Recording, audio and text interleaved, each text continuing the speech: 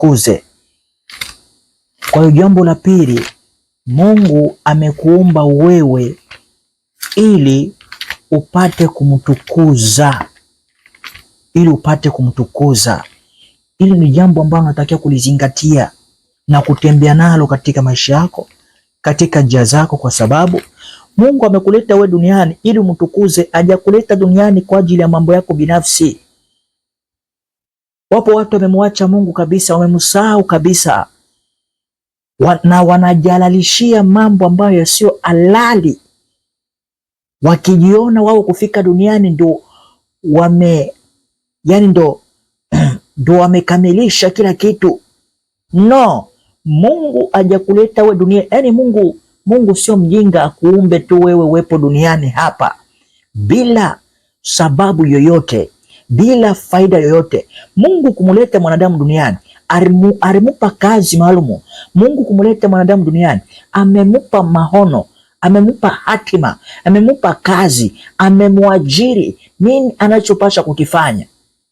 Mtu hawezi kukuchukua tu akakupeleka kwenye kampuni yake bila sababu yoyote.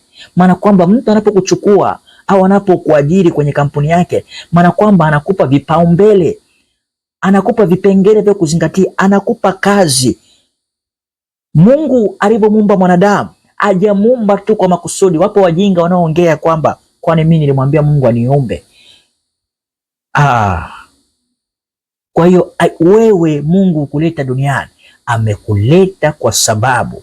Ndio kwa maana Mungu alimuumba mwanadamu akampa mamlaka ya kutawala samaki, wanyama, ndege. Kwa baada ya kumuumba akampa na vipaumbele, yaani maana kwamba akamiliki, akatawale vitu hivyo kwa niaba ya Mwenyezi Mungu. Tutajifunza zaidi uko mbele. Tutasoma katika kitabu cha Isaya. Haleluya. Katika kitabu cha Isaya, sura yake ya